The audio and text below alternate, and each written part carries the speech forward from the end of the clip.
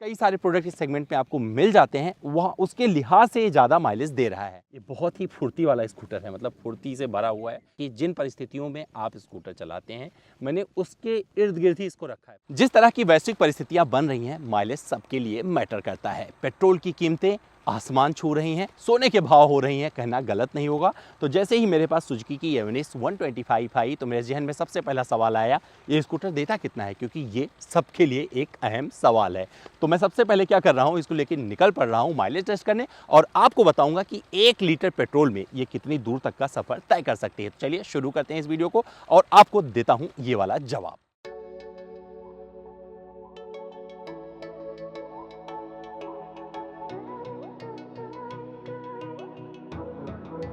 Blaming on me, they just want a scapegoat.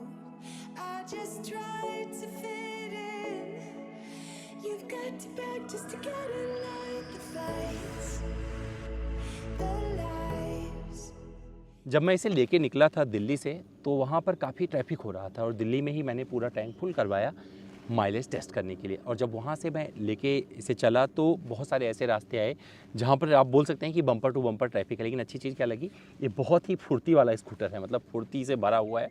तो आप कहीं से भी लेके निकल सकते हैं। तो छोटी छोटी जगह इसे चाहिए होती है निकलने के लिए। आप देख सकते हैं किस तरीके का इसका डिज़ाइन है, तो वहाँ पर बहुत अच्छा लगता है। और जो रफ्तार मैंने भरी है उसका जिक्र ज़रूरी है। तो दिल्ली के पूरे ट्रैफिक में लगभग मान लीजिए जब तक मैं अक्षरधाम पहुँचा हूँ दिल्ली के उस ट्रैफिक से वहाँ तक, तो मेरा जो स्पीड रहा होगा 20 से 40 किलोमीटर प्रति घंटे की रफ्तार पर वेरी कर रहा था। जब मैं एक बार बारापुला पे पहुंच गया उसके बाद में रफ्तार अलग अलग होती चली गई और इसके बाद में मैंने मैक्सिमम इसको जो राइड किया है वो गाज़ियाबाद में राइड किया।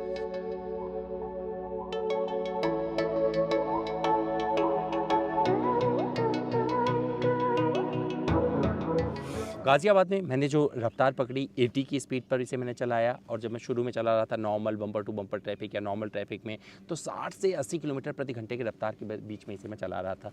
106 किलो का ये स्कूटर है, 8.58 PS की शक्ति देता है और 10 Nm का टॉर्क देता है और वहाँ पर काफ़ी परफेक्ट भी लगता है।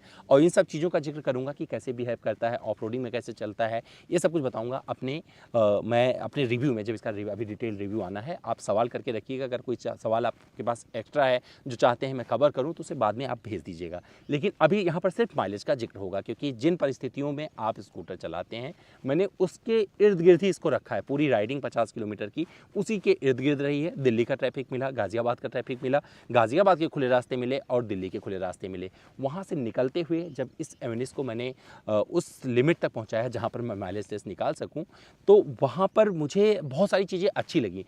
और कंफर्ट की बात करें, अब एक बार फिर सवाल उठता है कि भैया कंफर्ट का बात यहाँ पर कर दूंगा तो आप रिव्यू मेरा क्यों देखेंगे, तो इसलिए मैं कंफर्ट की बात नहीं करने वाला हूँ।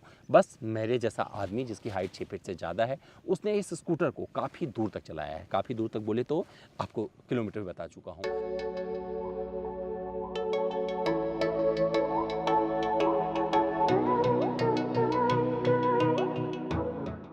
पूरा टैंक फुल करवा दिया था, इसके बाद में वहाँ से लेके निकला था।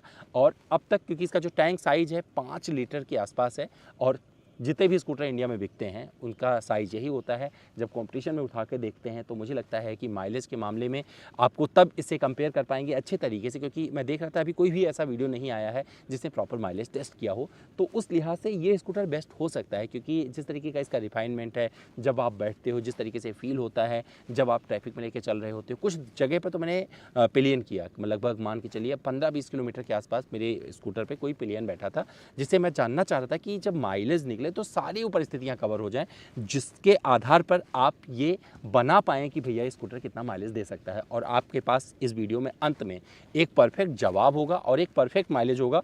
उस माइलेज के आसपास ही आपको माइलेज मिलने वाला है। हालांकि माइलेज निर्भर करता है कि आप राइड कैसे करते हैं, लेकिन जो मैं राइड कर रहा हूं वो आपके जैसी वाली राइडिंग पर जाके जांच कर परख कर मैं आपको इसका माइलेज बताने जा रहा हूं।